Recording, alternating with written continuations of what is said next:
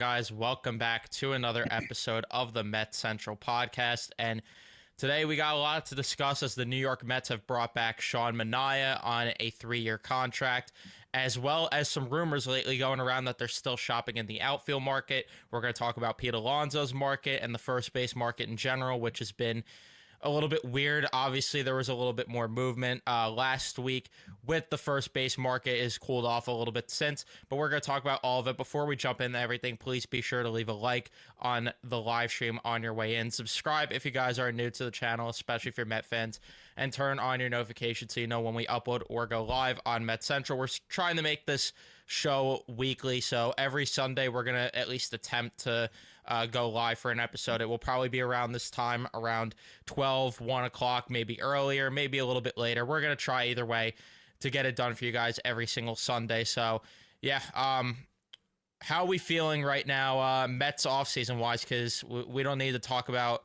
a certain dumpster fire, but that we were just talking about off air. But how are we feeling with this Mets offseason thus far? Which it's crazy that we are almost in January. And once we're in January, I mean, realistically, it's like 4 more weeks and we're pretty much there at this point with pitchers and catchers.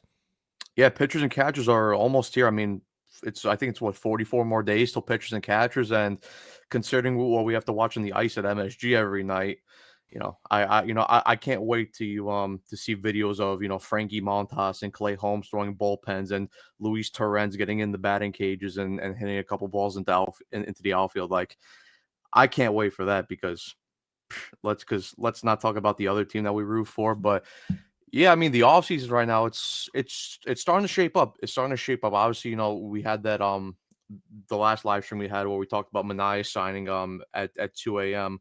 or we went live later in the day. But yeah, I mean, listen, like we talked about on that live stream, I love bringing back Manaea. I love the contract, 3 years. I thought it was really good. I expected early in the offseason when we were talking about a possible Manaea return that they might have to go to 4, maybe 5 years, but 3 years, perfect amount. I like the AAV and total amount of money, $75 million. And then we learned later in the day that the Mets actually took a page out of the Dodgers book and actually deferred money. So instead of $75 million being paid for the threes of the contract, it's more around 51.2 million dollars. So it helps the luxury tax, it helps the CBT, and it allows the Mets now to go out and spend more money.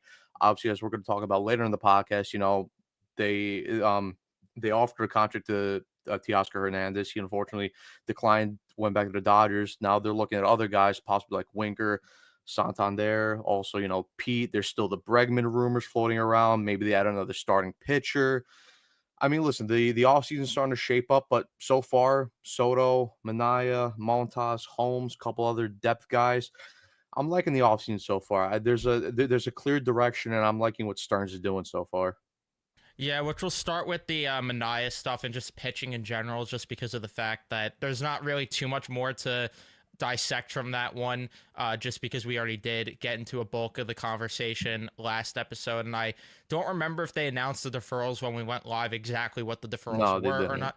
Came They out didn't. after. Okay. So, how much was being deferred again? It wasn't like It went down from like 75 million to like $51 million. Let me see if I can pull up it the averaged tweet. out around 17.5 million a year. That's Yeah. all I know, which is very important because of what you said. A team that is going to need to manage their payroll, especially with Juan Soto here and him making as much money as he's going to make annually. And then on top of that, you have to, factor in Francisco Lindor's contract, who he's making a good amount annually. So this is something that had to be done. And I'm glad that Sean Manaea was willing to agree to it as well, because, and of course, when the Mets do it, fuck them, but the Dodgers do it and it's great, right? But either way, I'm glad that they were able to get that done, because we talked about at volume that they needed to bring in a more sure bet for the starting rotation. And this is exactly who I wanted back. If they were going to bring back anyone between Quintana, Severino, and him, this is the guy I want back, because I think that the stuff is better. I think that there is, traits here that could translate to him being more of a frontline guy, which I know on paper people don't love and would rather him be the 3 and they go out and get an ace still. But in my opinion, this is fine going into the season if he's your number 2. And I get that people are upset that they didn't land Corbin Burns, who got the 6-year contract in Arizona, which equated to about $35 million per year, which no thank you if that's the case. And I get that they could have maybe added an extra year or two and give the same guaranteed money, just stretch out the AAV a little bit. Even then, no thank you, because there's no world where the Mets should be paying a starter that much money unless he was willing to take some of that deferred to cut it down to, like, I would say maybe 27 annually and sign for that 6-year deal. Then maybe I would be a little bit more inclined, but there's nothing that indicates that would have been the case. And either way, it seems like he just preferred to play in Arizona because apparently the Giants offered more, the Blue Jays offered more, and there's one other team, I believe, that offered more. I think the Orioles, it might have been, to retain him, but he decided to leave and go to the Diamondbacks, which is closer to home. So there's nothing the Mets really could have done there. So I'm tired of hearing about, well, the Mets had to be in on the guy, unless they're offering like $300 million or north of that, which even then, I don't know if it would have got done, considering, again, we saw the reports that he got offers that were higher from other teams. It wouldn't have got it done, and it didn't matter. I'm more than okay with the fact that it's looking like Sean Manaea is shaping up to be the number 1 or number 2. Personally, if it were up to me, I'm giving him the ball opening day. If this is the rotation as is, I mean, even if they add another guy, unless they add like a Luis Castillo or a Dylan Cease, I'm giving Sean Manaea the ball on opening day just because of what happened last year. But I'm more than okay with it, because we talked about it too at length that Met fans need to temper the expectations of what they're going to do with this rotation, at least as of today, because the deadline, a different conversation. Like, maybe they are in the market for a Castillo because maybe the Mariners are slipping. Maybe the Padres are disappointing compared to what we thought they would be, and maybe they sell off Dylan Cease at the trade deadline. Those avenues could open up later on. For right now, this is what it's going to be, and we warned everyone that they will probably not add any more starters except for maybe Sasaki if they get lucky and win the sweepstakes there, because outside of that, this is probably what it's going to be, barring somebody else's market dropping, which, again, I don't really know whose market's going to, come crashing to where the Mets could pounce on it. This is more likely than not going to be the rotation come opening day, or at least the group of guys, because we don't know, who's going to win the 6th spot, or who, maybe Clay Holmes fails as a starting pitcher come spring training and they're going to have to move him back to the bullpen, and then that opens up another rotation spot. I hate to tell good people bad news. That's probably what it's going to be. Yeah, I actually just pulled up the article about the Manaea signing. This is from Will Salmon at the Athletic. So in total, the contract was $75 million, and the amount that was deferred was $23.25 million. So that goes out to about 51.75 million. So divide that, that's an AAV of about 17 million and 250,000, which helps the Mets a lot. I mean, because 25 million down to 17.25 million, that's a decent amount saved on the luxury tax as well, considering that the Mets are also going to be they're not there yet over the 3rd luxury tax, but they're bound to get over there, when they make a couple more signings. But I think, yeah, back to the Corbin Burns deal, like, that came out of nowhere for me. Like, obviously, we didn't hear a lot about his market. It was relatively quiet, and we heard, about Ken Rosenthal. He brought up the point when he was on foul territory that, if his market remains quiet, there could be a chance that, he decides to take a shorter term deal with a higher AAV. And I would have been all over that. But the 6 years, I'm a little bit indifferent about. 35 million is a lot, but especially after Max Fried signed his 8-year deal, I'm like, me personally, I thought Corbin Burns, there was a chance that he might sign a 9-10 year deal. And at that point, I'm like, yeah, no, stay away from that. I have no interest in signing Corbin Burns to a 9-10 year deal. But considering that it was kind of around the same deal like a Blake Snell, I think Blake Snell's deal was a bit better, and I would have preferred it. But if they would have gone 6 years, I wouldn't have minded it. I wouldn't have loved it either, but I'm like, okay, cool. But I still understand why they didn't go and sign Corbin Burns, because, like you mentioned, 6 years, it's still a lot, and $35 million for a pitcher, it's still a lot. And listen, I get Corbin Burns is still an elite pitcher, but, we've seen a decrease in the K rate over the last couple of years. He hasn't exactly been his 2021 self when, he won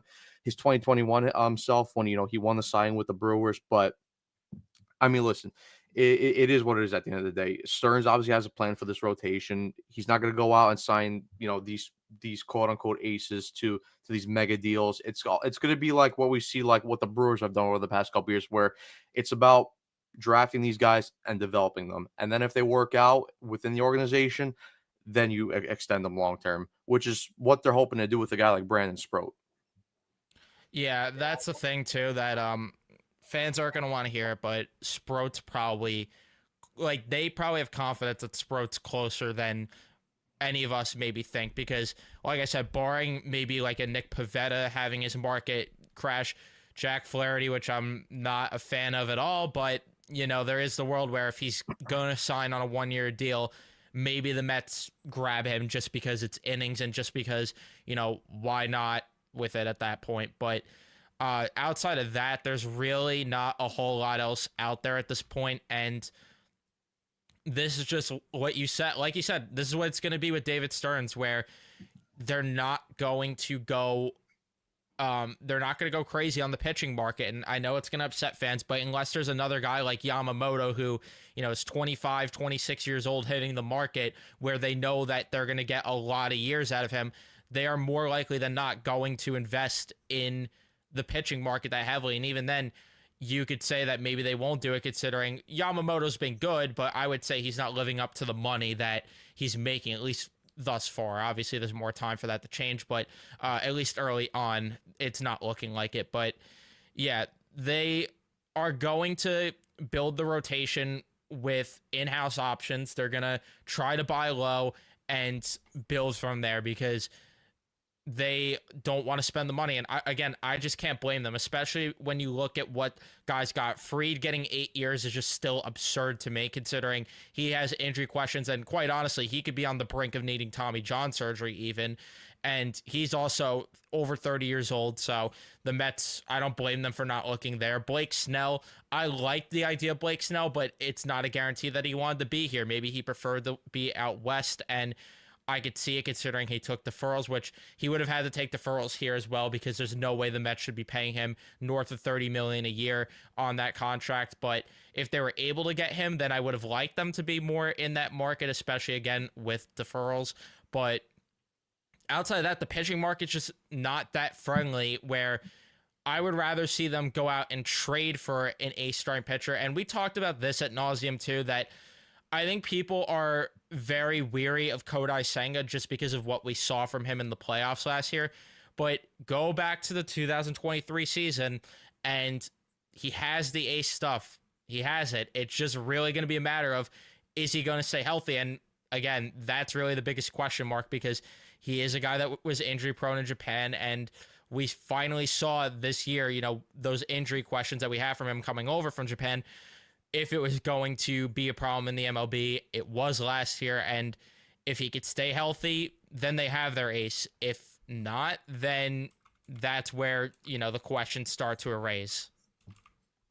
Yeah, in terms of actual stuff like how Kodai Senga pitches, like I'm not worried about that. It's like you said, it's more health wise, and there should be some concern because I think in spring training last year it was more of a shoulder, but the one thing I'm a little more like okay with, and I'm a little more like calmer with, is the last couple injuries that he had, towards the end of the year, like when he came back against the Braves, that was more of a calf injury. Then I think the other one where he was making an outing in AAA, I think that was more of a lat issue. It was a So tricep. yeah, tricep. So it's not really anything major in terms of the arm or elbow, which I'm more relaxed about. But still, obviously, you want to see the guy that he's healthy, he's out there, he's pitching, his mechanics are fine, and like we saw from saying in the playoffs, like he's like a perfectionist. If something is off about his mechanics, you're gonna notice a big difference. Listen, we saw that in Game 1 against the Dodgers where he barely made it out. He barely made it out of the first inning, and he was lucky to start the second inning. So yeah, I mean, look, if Senga's healthy, and you have him and Manaea, I think that's a very good 1-2 punch. I would still like to see them add another starting pitcher, and I think that's possible. Not just like minus Sasaki. I still think there is a way, and I will bring this up when we talk about the outfielder market in terms of who the Mets are targeting there. I still think there is a way to add a big time starting pitcher through trade. And then, and then the bottom of the rotation, it's going to see how Clay Holmes does. Can he, make that switch and become a full-time starter? Same with Frankie Montas. Can he make those adjustments and to become a much better starting pitcher? And then obviously, with the six guy, Blackburn, McGill, maybe Budo. We'll see how that all shapes out during spring training. Yeah, and honestly, with the way this pitching market has went, the Montas deal is looking a lot better than it initially did. Because at first I was like, 17 million a year. I don't love that, but it's honestly looking better. Also, I want to jump in and say that, and because there's going to be idiots in the comments that take it literally. Oh, the triceps part of the arm, just because he said that there's no significant arm injuries, he means that there's no like elbow injuries or something that's going to linger long term. He knows the tricep is part of the arm. Before you idiots jump in the comments and be like, oh, he said there's no arm injuries, but the tricep, we get it. Either way, with Montas, the deal looks a lot better, and the bottom of the rotation is shaped out more than okay. It's really just about, will they go out there and maybe trade for guy? I'm still hoping that there is some world where Sasaki comes here. I don't think it's going to happen, unfortunately, but if it does, it would be a great surprise. And if it does, then this rotation is in really good shape all of a sudden. But do you have anything else to add to the conversation about the starting pitching, Manaea, all that other stuff before we segue over to the next conversation? No, we can move on. All right, so we will shift gears now to the outfield market, which it was reported, I forgot by who, but a couple weeks ago, maybe even a month ago at this point, that the Mets were still interested in adding some outfielders and potentially getting a corner outfielder, which did make me question a little bit what they were, where they were going to put the corner outfielder, but you could also line it up to, all right, maybe they're looking at a guy to DH. And then we see that the Mets were interested in Jock Peterson, who went to Texas. And then we saw the Mets offered a 2-year deal to Teoscar Hernandez, who went back to the Dodgers.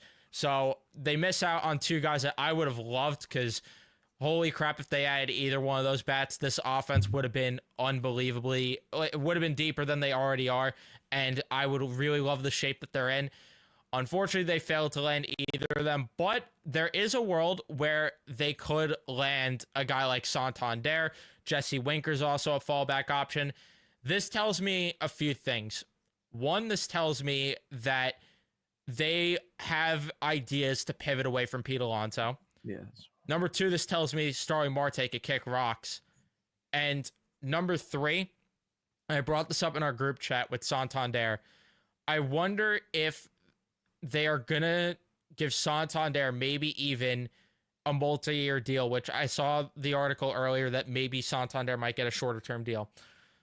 Maybe there's a world you could get him on similar to the Pete Alonso deal, where it's, 3 years that they offered and he rejected, which we'll get into the whole Pete Alonso conversation after this whole outfield debacle. But maybe there's a world you offer him similar to that deal where you offer him 3 years, maybe less than 30 million a year. Maybe it's like 27 a year, and maybe you defer some money, whatever it is. Or maybe you do offer him the 30 and defer some of it to get it down to like 25, because I'd feel better about it there. And I love the idea of that, because I said in the group chat, Santander is a guy that has experience playing first base. Not a ton of it, but he has experience there. That gives you a leg in negotiations where you could tell Pete, you have to sign a contract here, either that or you could go elsewhere. It is what it is, and we're going to look to have Santander as the first baseman. And I don't hate the idea there, because best case scenario, Santander is the DH and you bring back Pete Alonso on a 1-year deal, and then you have both of these guys in your lineup.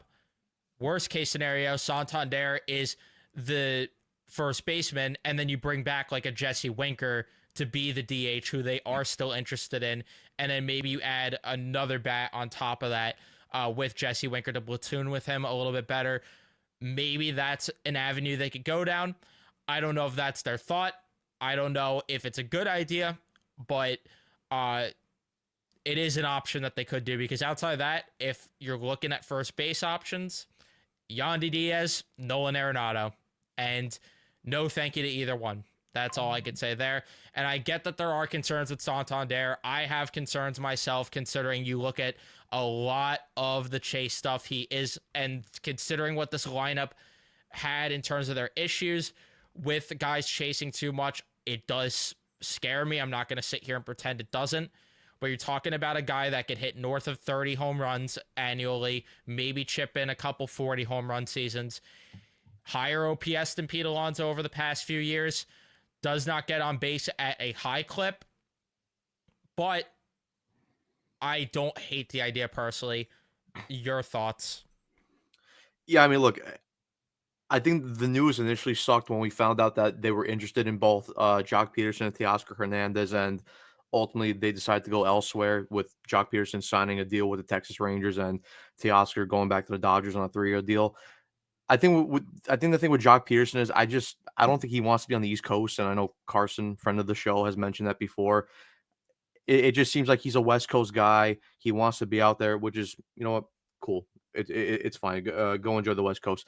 And then the Teoscar thing. I mean, look, I think there was a thing with with Teoscar that I think he was kind of using the Mets a little bit to get a little more out of the Dodgers, and not because, you know, the Mets are a bad team or anything, and then they can't land big time free agents. Obviously, they just landed Juan Soto, you know, a couple weeks ago. But I think Teoscar, you know, he had that very good year in L.A., put up solid numbers, won a World Series. There was obviously an opening in left field. I think he ultimately just wanted to go back there, and I think he's like, yo, listen, like, I got 2 years from the Mets, just give me 3 years, and I'll go back there. And obviously, you know, they had to do the Dodger thing and defer. They actually deferred more of a year salary than for Teoscar's deal, because his AAV goes out to about $22 million a year, and they deferred $23 million. So I mean, cool Dodgers, it is what it is. But going back to Santander, I would love to add a guy like Anthony Santander. I mean, you talking about, you know, adding another big bat to this lineup and increasing just the depth of this lineup. That's what Anthony Santander does. And listen, I get it. Like you brought up, he does chase. He doesn't get on base at a high clip, but you know, if you compare the numbers to Pete Alonso, when you look at Pete's K rate, 22.8.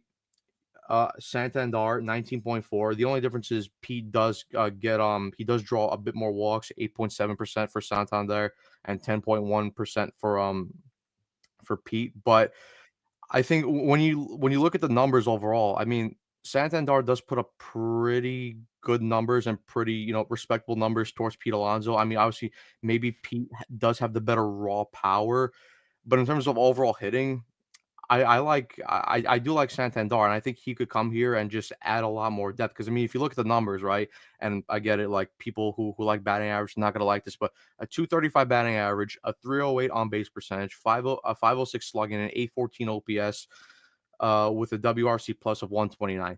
That's an effective bat. And you know, if Santander comes here now, you know, he's batting behind guys like Lindor, Soto, Vientos, Nimmo, Alvarez. You know, and I talked about this with Pete, but it's like, you know, if they were to bring back Pete, right?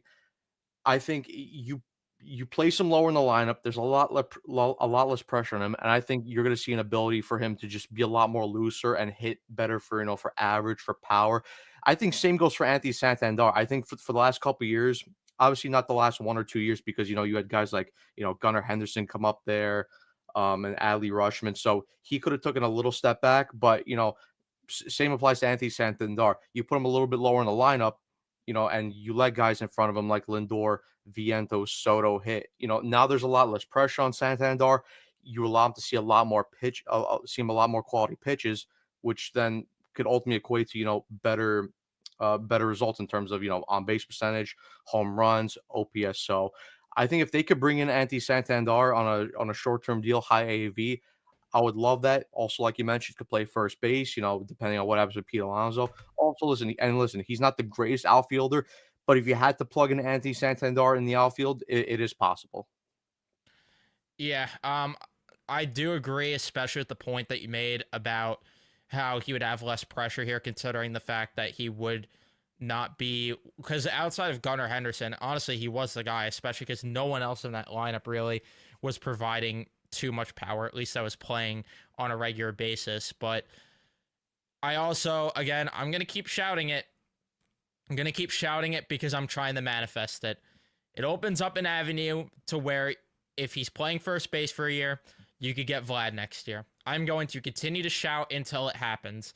But yeah, and honestly, the entire point too is that there is really not a lot else out there to where I'm interested enough in the outfield market. Grichuk is an intriguing option, not my favorite, but he could be decent.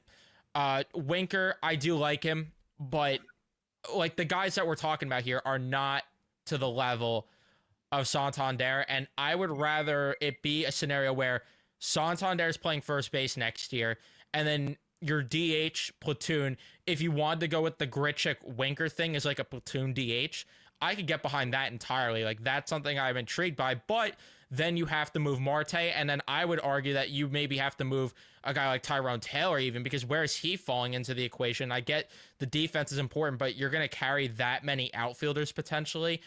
But again, maybe you could argue otherwise because Santander is mostly going to be viewed as a first baseman next year. But either way, they have a lot of options if they wanted to go that route. Or again, maybe Lance Santander, and then Pete is willing to come back on a 1-year deal because the market's crashing so much on him. Then you have Pete and Santander for the year, like I mentioned before, and Pete could walk next year, maybe get his bag, and then the Mets could go out and pursue a Vlad Jr. If they don't land him, pursue a Murakami, pursue a Josh Naylor, which sure you could argue maybe those two guys that I mentioned after are lesser first baseman than Pete Alonso, but I like the upside there, Murakami, especially if they were to, potentially be in the market there. But outside of that, if you're looking at options for this year, Jurickson Profar is really the only other guy I would maybe be interested in. And even then, I'm not giving him more than a 1-year deal because outside of this past year, he did not show me or anyone else that those are going to sustain what he was doing, which he was doing a better job in terms of hard contact and in terms of barreling up the ball. There is the world where Profar, what he did last year is legit. And on that, I would take it a 1-year deal and then let him walk next year. Like, go ahead and take what you could get there. If he's the DH, he could also play multiple positions if you wanted to bring him in and then, someone needs a day off to sit. You could play Profar wherever in the infield, outfield. You're not going to get good defense, but he could play there at the very least, and there's familiarity. But again, I just haven't seen Profar prove to me that, what he's done is sustainable. So to me, I would rather go for Santander. And then if the fallback has to be a Profar, a Winker, or a Grichuk, I'd rather get to that scenario, which I would prefer personally if, they were going to be in the market for any of those three. I'd prefer Profar or Winker just because I think this team needs another left-handed or switch-hitting bat versus another right-handed bat. But yeah, there's just so many options they could go down here, and I like where they are in terms of, not putting themselves in such a spot where they're so dependent on Pete Alonso coming back, because that's something that did scare me. And especially when the first baseman market started to crash, and a lot of guys ended up being on the move, it did worry me that there wasn't going to be a pivot option. But that Santander, the first idea, just like really gave me a idea in my head that, all right, maybe they don't have to rely too much on Pete coming back, especially because if he's not willing to take that 3-year, $90 million offer, then I'm not that interested in bringing him back at that point. And I'm tired of hearing, well, he's homegrown, and how it's a slap in the face that they don't want to give him a long-term deal. They offered him it last year. He turned it down. He played himself by hiring Boris, and now he's going to have to get what he could get. And the fact that he's turning that down with where the market is at, that is stupid. He could be making $30 million a year. It's hard to feel sorry for the guy right now. Yeah, I think just going back to the other options in the outfield slash DH. I mean, yeah, Profar and Winker, those are definitely two guys I'd be interested in. I think my same concern with you with Profar is like sustainability. Like obviously, the guy last year in free agency was on the lifeline. This was a guy that was almost out of the league. The Padres gave him a 1-year, $1 million offer. He took it. He exploded. He had that breakout year. I'm not sure how much he's looking to get paid for this offseason, but I wouldn't mind him. But certainly, I'm a bit hesitant just basically because he's just only had the 1 year. Winker, I would like to bring back on a short-term deal. Obviously we saw what he did, last year down the stretch and in the playoffs, had a big-time impact bat, has a very good eye, gets on base, not the greatest glove, but if you had to put him in the outfield, he could do a job. But yeah, Anthony Santander is the number one guy that you want to go out there, especially, like Will Salmon mentioned, like if he's interested in a short-term deal with a high AAV, I'm all over that because like I was talking about, you increase the depth of your lineup. And for a team that's looking to compete next year and is looking to compete with the Dodgers, you have to have a deep lineup because we all see what the Dodgers lineup is going into this year, especially with them just bringing back Teoscar Hernandez, and also the fact that Michael Conforto was their fourth outfielder. And listen, I get Michael Conforto isn't an all-star, but as a fourth outfielder, that's a solid bat to have And right there in Dodgers your will just lineup. get him back to prime Conforto. Yeah, that's true anyway. But yeah, I think because definitely like I think we'll talk about it more with Pete Alonso as we get later into the podcast. But I definitely do think, considering the deal that they offered to Teoscar and the potential deal that they might add to Santander, I do think that this is a potential pivot to Pete Alonso. And this is mainly because I don't think Stearns wants to wait. I don't think he wants to play this, back and forth staring game with Scott Boras and Pete Alonso. They were willing to do it with Juan Soto because Juan Soto is a generational talent. And, this is a guy that's 25 years old and not even in his prime yet. So that's a bit different. But with Pete Alonso, again, who's an aging first baseman, he wants a lot. He wants a lot of money. We've seen, the power decrease a little bit. The clutch numbers decreased a lot last year. Like I said, I don't think he wants to wait. And I thought 3 years, $90 million, $30 million AAV. I thought that was fair. And I know, they were talking about on WFAN because some Salicata did some digging. And listen, I get people, are up and down Salicata, but he does have some good inside information with SNY considering he works there. But look, the rumor was that Pete Alonso is looking for $175 million to $200 million. I'm sorry, Pete. I love you. I'm not giving you that type of money. It's not going to happen. I'm going to give you a short-term deal, 3 years, 90 million.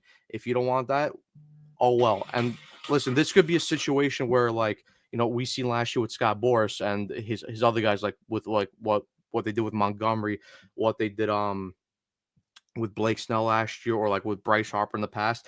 I think this might be a situation where, we get the spring training and Pete Alonso's still not signed. Maybe by early March, he's still not signed. And like I said, I don't think David Stearns wants to wait. I think he wants everything, the majority of the roster to be in place. And I know people say, oh, but, they waited for JD Martinez last year and he signed late in spring training. But JD Martinez was a whole different situation. One, JD Martinez was a lot older. It was a 1 year deal. And also, like last year going to the year, I think we can all agree that it wasn't a win now year. It was still going into last year as an evaluation year. Whatever happens, happens. And I think there was a lot more options in terms of, possibly, having Beatty getting more reps, having Vientos getting a lot more reps. So JD Martinez, it wasn't an essential signing. With first base, they need a first baseman, or at least they need a big time bat. So like I said, I don't think they want to wait. I think they want to get the big time bat sooner rather than later. And I think if Santander they could snatch up early, I think we'll see Pete leave.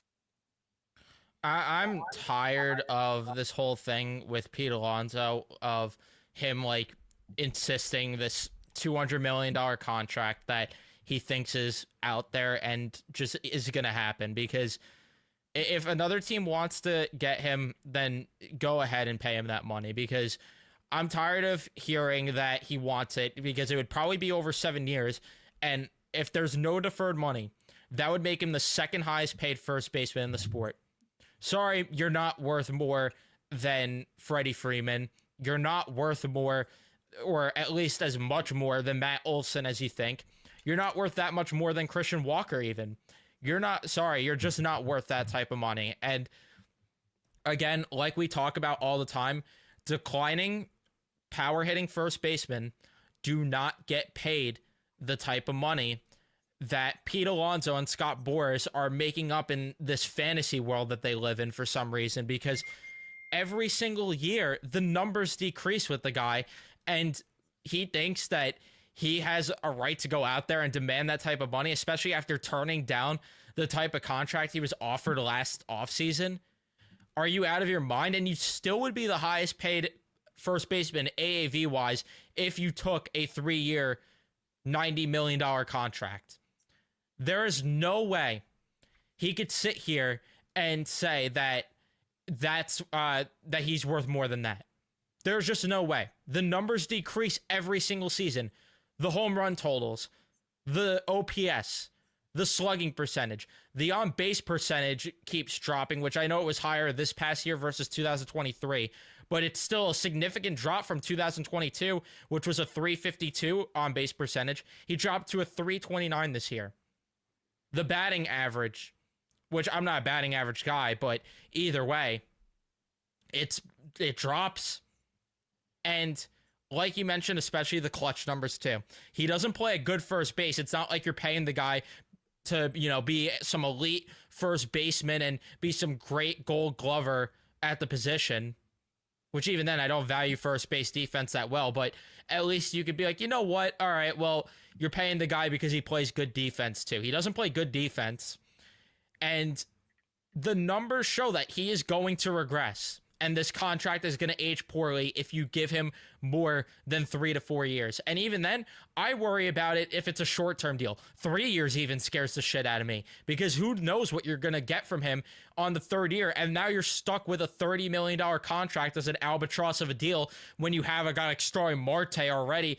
Like, that's the category that could end up being. Like, the Starling Marte type deal where, all right, you're getting production from him, but it's not worth that type of money. Jeff McNeil, where I don't think it's going to get to that point where he's unplayable at the end of that deal, but like, are you kidding me that he thinks that he could go out there and get this 6-7 year deal worth $200 million total, where he's getting $28 million annually, getting north of 27 annually? Get out of here. Yeah, no, I agree. I don't think I'm as scared as you to the point where I think he'll drop off by that much. That's just my opinion, though. Just because I think if you place him lower in the lineup and you put him behind guys like Lindor, Vientos, Soto, he's gonna get a lot more protection. He's gonna see a lot more hittable pitches. So I think you'll see his numbers increase there. But I agree. Like 3 years for me, that's the highest I'm willing to go. And look, Pete, you had your chance to sign a long-term deal. It was last offseason. It was what I think it was like a 7-year, $158 million deal.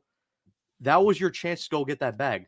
And listen, I get it. It was your choice. Fair play. You wanted to turn it down. You wanted to test the market. Well, you went out, you tested the market, and you had a shit off season. And look, I'm not going to pay you just because, you hit a couple home runs in the postseason. Like, cool. Listen, I'm grateful you kept the season alive against Milwaukee. I'm grateful you hit a couple home runs against the Phillies, but I'm not going to go out there and give you $200 million over a 7-year deal just because you hit 3 home runs in the postseason, or 4 because he had that one against the Dodgers too in Game 5. I'm not going to do that. Listen, Pete, I like you as a player. I'll always remember you as a Met, but we can't do this and give off long-term deals based off emotions, because we've seen what happens with the Rangers when they do that. It doesn't end well. Believe me, we have firsthand experience with that. So listen, like I said, I'd be more than willing to give you a short-term deal, 3-year deals for $90 million. I'll even give you opt-outs after the first and second year if you want to go test the market again, because at least then we get a productive season. If you have a good season and then you want to opt out, test the market, cool. But this 6-7 year deal for $175 million to $200 million, sorry, I cannot go there. There's no way to justify that. And listen, like John Heyman, he mentioned the other night that teams like the Blue Jays, the Giants, the Mariners, that they were interested in going after Pete Alonso. Listen, if they want to give him that deal, have fun. Then by all means, go out and have fun. And I think out of all those teams, I think the team that's most likely to do it is the Blue Jays, because that team cannot land a big-time free agent. Missing out on Ohtani last year, missing out on Soto, missing out on Corbin Burns. They're desperate to sign a big-time bat to try to convince Vlad to stay there long-term. And listen, even with Vlad, like, I think at the end of the day, the money's going to speak, and I don't think they're going to offer Vlad the most money in general. So I think he's a goner within a year anyway. But it's the same thing like how we talked about with Igor. Like, listen, other teams might value Igor at that money, but we don't. And I'm not going to give you that type of money. So if you want to go out there and get a bigger back from somewhere else, by all means. But I'm not giving you that type of money. Sorry. And I'm glad Stearns is here to make sure that this doesn't happen, because if this was the Wilpon regime, Pete Alonso would have been handed a $250 million deal for all we know, just because, he brings fans into the stands and, he gets his name chanted and stuff. Sorry, we're not doing that here, because when is the last time you've seen a first baseman that is a power hitting first baseman, the contract age well? We saw Chris Davis decline at such a rapid rate. Albert Pujols went to Anaheim and blew after his first few seasons. And I don't agree with this fully, because to me, this tells me he lacks confidence, because, yeah, he's turning down a deal that would take him to 33 years old. Christian Walker hit the market at 33 years old and still got a very good contract. To me, this tells me that he just lacks confidence in himself to go out and have 3 good seasons and go out there and, get a contract at age 33 years old, similar to Christian Walker's. Because if he's as good as he thinks he is, and as good as, he's claiming to be to get that long-term deal, then you wouldn't mind taking a 3-year deal right now, since that's probably the best you're going to get. I would think you would take the 3-year deal and then try to bank on yourself in 3 years to get a Christian Walker type deal, maybe a higher AAV. So I don't get it at all. To me, it tells me that they know he's going to regress and that contract's going to age poorly. They just want to get the guaranteed bag now before he loses out on more money. That's what it tells me. And you're right about that part, that, he doesn't want to take it because of that. But to me, that tells me he knows, Boris knows especially, because Boris isn't dumb. He knows that contract's going to age like shit. And I'm tired of hearing about the homegrown talent that they got to go out and throw the kitchen sink at him. That's how you get your organization trouble, like Matt said. That's how you end up like the New York Rangers. That's how you end up like the Mets of old, even. That's how you end up like the Yankees, even at points. Yeah, this is like very similar, and I get it's different positions, but this reminds me a lot about the DeGrom saga in the 2022 offseason, because it's same thing. It's a homegrown guy. It's a guy that the fans love, a guy that sells a lot of jerseys, was the face of the franchise. Like I get it. In a perfect world, you would love to keep him, but you have to look at the context. You have to look at the circumstances. And I get it. Like, Stearns wasn't here for the DeGrom thing. That was all Billy Epler. But the Mets made the right decision. Because, listen, I'm sure in a perfect world, they would have loved to keep Jacob deGrom. But looking at the contract that he got, looking at the money that he got, looking at the injury concerns that they had, they were right to let him go. And listen, initially, I was a bit disappointed that he left. But after, looking at everything and taking in and looking at all those factors and, all the extra context, I'm like, yeah, I agree with this. Like, sorry, Jake, I love you, but I got to let you go. And as we saw, what happened the next offseason, he pitched like 2 months and he had to get Tommy John surgery. So at the end, we were proven right. And the same thing happens with Pete. Look, in a perfect world, I would love to keep Pete, but if a team comes along and gives him stupid money and a stupid amount of years, I'm gonna let you go. I'm not gonna keep you based off emotions and because I have the guy's jersey and I love to chant his name in the crowd. Yeah, and I'm not gonna do that. And because he's so pooky, and how, Yeah. like, what else are we gonna do without pulling up to Citi Field without the polar bear hats? And what are we gonna do with the polar burger station, right? What are we gonna do with all that? It's just, it's so ridiculous. It makes me pissed off that this is even like a realistic conversation. The fact that there are people out there that genuinely believe Pete Alonso is more valuable than getting a guy like Vlad next offseason. You are out of your mind if you would rather them extend a 30-year-old power-hitting first baseman to a long-term deal than signing a 26-year-old, not in his prime yet, Vlad Guerrero Jr. to a long-term deal. You're out of your damn mind. You're out of your mind if you think that he deserves to be the highest paid first baseman, AAV-wise even. There's no way. There's just simply no way. And the Mets offered him that deal, and he still said no. And if anyone is still defending Alonso in this, then you are just blinded by your fandom. You're blinded by your homerism.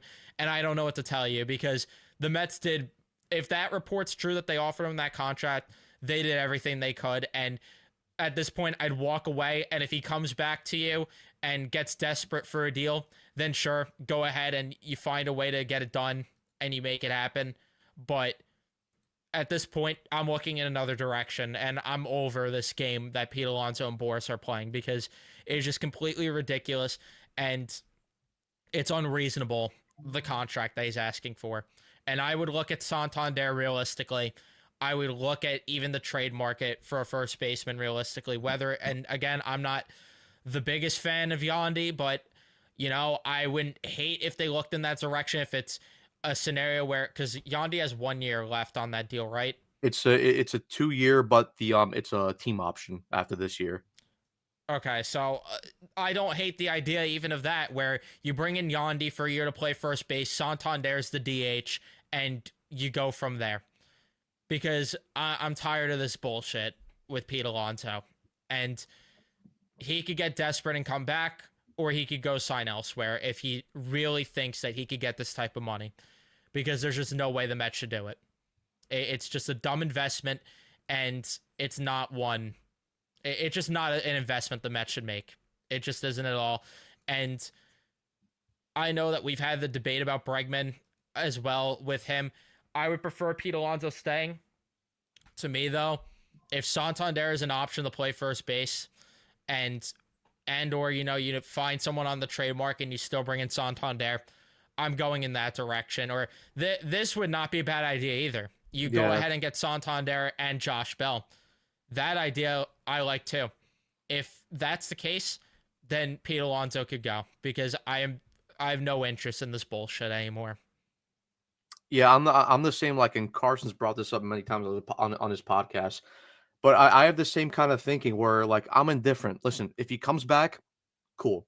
If he leaves, I'm also cool with that. Like Pete Alonso being here or leaving, like it's not a make or break. He's a nice player, but as a necessity, I don't think he's a necessity, because, like we mentioned, aging first baseman, especially power hitters, those contracts don't age great.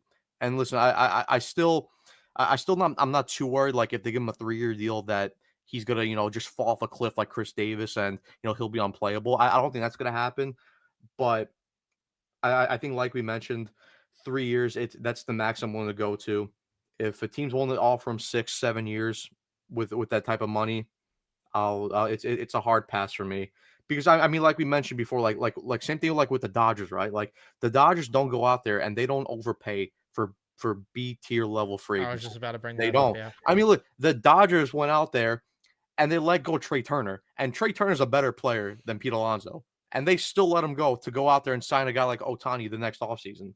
So, listen, if this is a compare and contrast between him and Vlad Guerrero Jr., I'll let Pete go. I'll sign Santander. I'll pick up Josh Bell as a short-term deal, or trade for Yandy Diaz as a stopgap first baseman, and then I'm going after Vlad next offseason. Or possibly, if the Blue Jays suck this year and the Mets are in a position where they're viewed as one of the top contenders and he's available at the deadline, you get him at the deadline. And listen, I get it. It's going to offer a pretty package, because the Blue Jays are going to want a lot for him. But if the Mets are in that position where, if this is the last piece to go out there, and now you could go toe-to-toe with the Dodgers, you make that deal all day.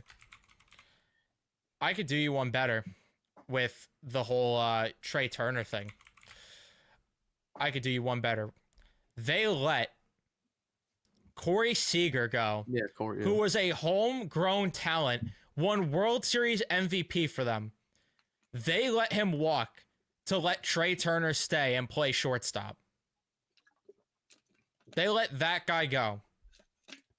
But Pete Alonso has to stay because he's been here his whole career and he could break records for a franchise that doesn't have a lot of household names and great records. Sorry, I'll watch Juan Soto break those records. It means nothing to me. I'm sorry. If the Dodgers could do it with Corey Seager, who won a World Series with them, the World Series MVP nonetheless, no. I don't want to hear it. I don't want to hear anything about this.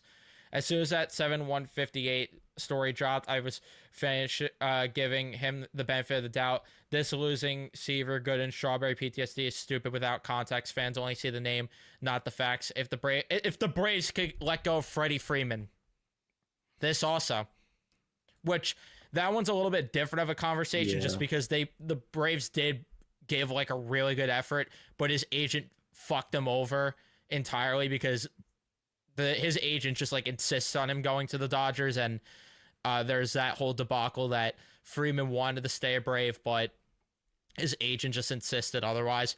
But again, the point still remains.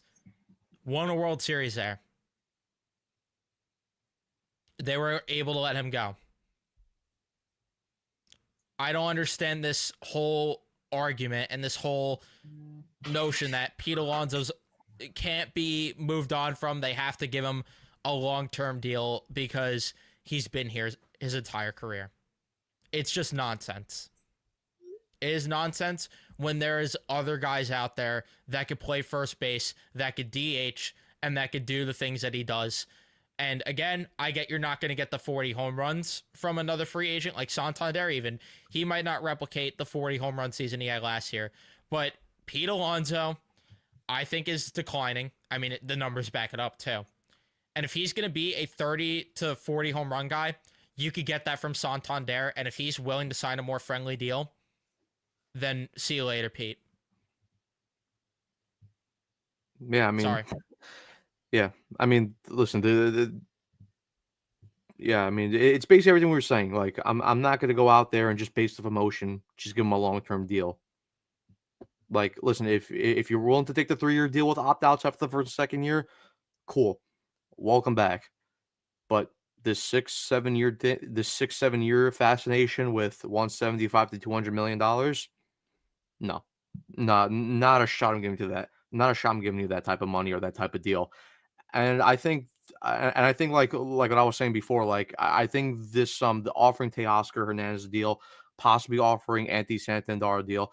I think this is the Mets just pivoting and saying, listen, if your market falls off and you still can't get a deal, and if you want to come back and get a 1-year deal from us, then cool. But then cool by all means. But yeah, I think the 3 years, 90 million. I think that was their deal to offer. I think now they're going to pull back from negotiations, go after another guy, a big time bat, and then whatever happens with Pete later on in the offseason, then they might circle back, or Pete Alonso might just come dragging back to them and begging them for a deal. Which then at that point the Mets are in a higher power position, which I already think they were in a higher power position, but it's only going to elevate their power position.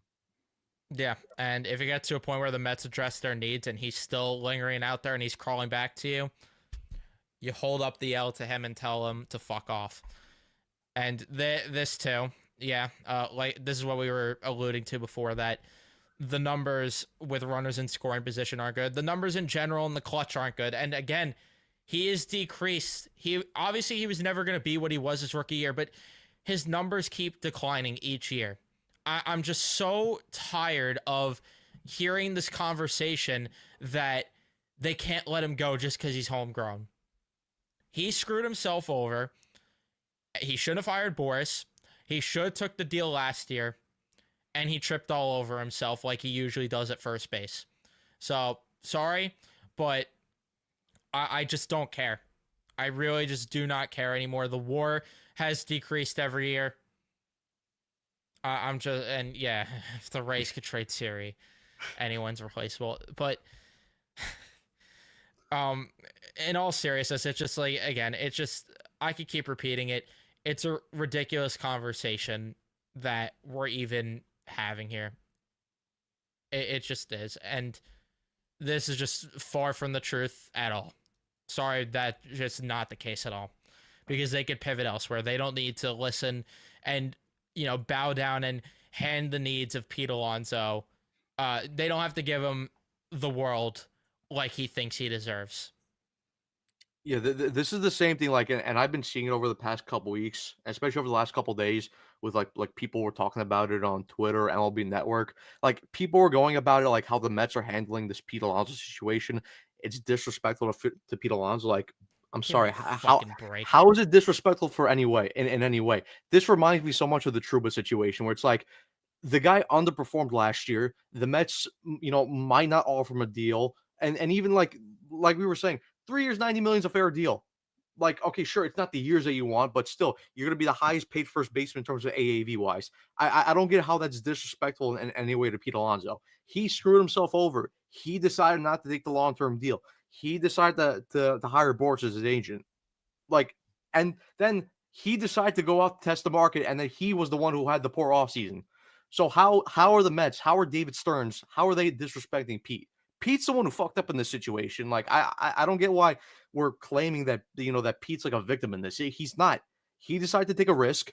He failed. He's got to live with the consequences. This is just how it is. This is free agency. This is professional sports. It is what it is. If you want to go out if you want to go out and get paid, he should have had a better regular season. This is just how it is. Yeah, there's just no feeling sorry for the guy. This is just like you said, what it is. Does anyone feel sorry for Paul Goldschmidt for getting 12 million, even though he won MVP 2 seasons ago? Does anyone feel sorry for him? No, you had a down year, and now you live with the consequences that you're gonna get less money. Obviously, he was gonna get a 1 year deal in the first place, but if he sustained some of the numbers from even 2023, he probably would have got like maybe closer to 20 million. You live with the consequences that you decided to put yourself in that situation. You got to live with the consequences, like you said. And this is it. This is really it. Stearns is smart enough to do it. That's the difference. Sure, the Mets may not be good enough for it, but Stearns is smart enough to tell guys to fuck off. And like you said, the ticket sales went up anyway with Soto being here.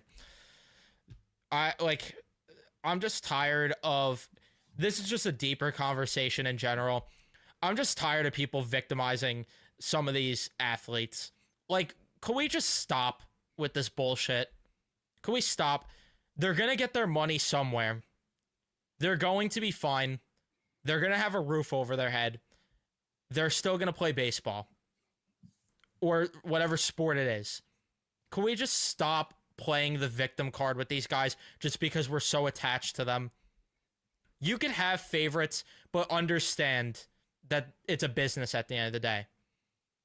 It literally goes back to the DeGrom conversation. Love Jacob DeGrom, favorite Met of all time, growing up watching him. But I understand it's a business. They didn't want to give him that much money because there were risk involved. They knew something that we didn't with the injuries, and he went elsewhere. The Rangers are paying the consequences of giving him that money. Sorry, Yeah. That's just what it is. Like, could we stop doing this? Well, they have to keep him because he's my favorite player. And yeah, my fault, Carson. You don't understand. They're just children at the end of the day. It's not like they're making millions of dollars a year. It's not that they drive nice cars or have nice houses that they live in. They're just like they're just like us living day to day. No, seriously, like people got to stop. Like, listen, It's at the ridiculous. end of the day, we root for the team. Like you see, like we root for the Mets. The name on the front. Listen, I'm wearing a Pete Alonso jersey right now. I have a Jacob DeGrom jersey in my closet.